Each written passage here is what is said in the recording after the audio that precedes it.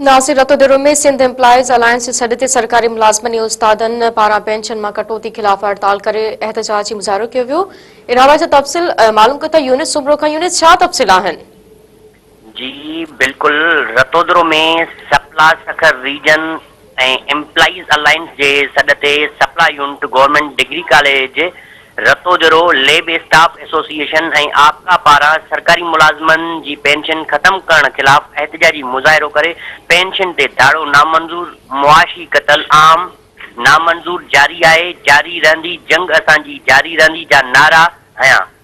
उन मौके ते प्रोफेसर मलार सिंधी, प्रोफेसर मोहम्मद काबिल दायो, प्रोफेसर इफ्तिखार अहमद सुमरो, जावेद अहमद गांगरो, अनवर सजाद शाह, फयाज जोयो, सैयद अहसन शाह ऐं ॿियनि मीडिया सां ॻाल्हाईंदे चयो त हुक्मराननि मिसकिन ऐं मज़लूम माण्हुनि जे पेंशन ते वॾो कट हणी रोडनि ते अचण ते मजबूर कयो आहे।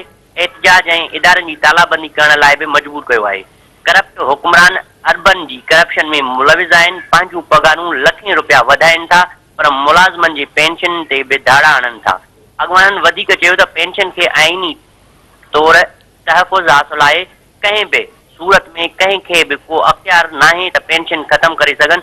हिननि चयो त जेसी ताईं कारे कानून वारे नोटिफिकेशन वापसि न वरितो वेंदो तेसी ताईं एहतजाज जारी रहंदो। जॾहिं त तालका अस्पताल रतोदरो में पिण डॉक्टरनि ऐं पैरामेडिकल स्टाफ पारां डॉक्टर लुत्फ अली चांडियो, अहमद बख्श जूणेजो, मोहम्मद यूनिस जलबानी, काशिफ भुट्टो, अब्दुल उमरो, नूर डोमकी ऐं ॿियनि जे अॻवानीअ में एहतजाज करे पेंशन कटौती ख़िलाफ़ पिण नारेबाज़ी कई वई आहे। जी यूनिस तफ़सील ॾियण जे लाइ महिरबानी।